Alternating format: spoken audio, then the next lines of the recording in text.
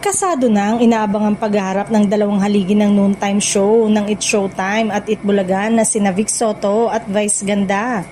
Magaganap ang kanilang pagkikita ngayong linggo, July 5, alas 4 ng hapon sa Cubao, Quezon City, na agad naging usap-usapan sa social media matapos ang kanilang palitan ng mensahe sa telebisyon.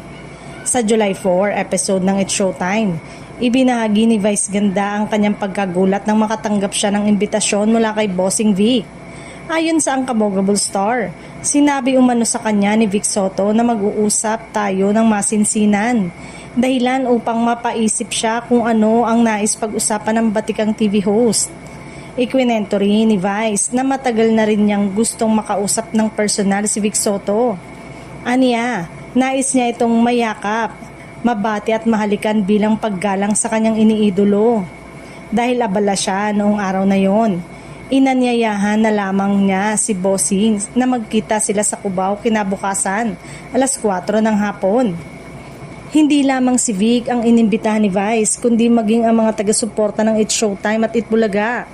Hinikayat niya ang mga madlang people at dabarkads na magtungo rin sa Cubao upang personal na masaksihan ang kanilang inaabangang pagtatagpo at kung anong magiging resulta ng kanilang pag-uusap.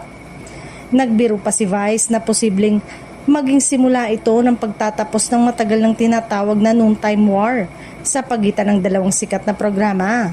Bagamat sinabi niya ito ng may halong biro, marami ang natuwa at umasa na magiging simbolo ito ng pagkakaisa at magandang sama ng dalawang kampo. Hindi naman nagpatumpik-tumpik si Vic Soto sa pagtanggap sa imbitasyon.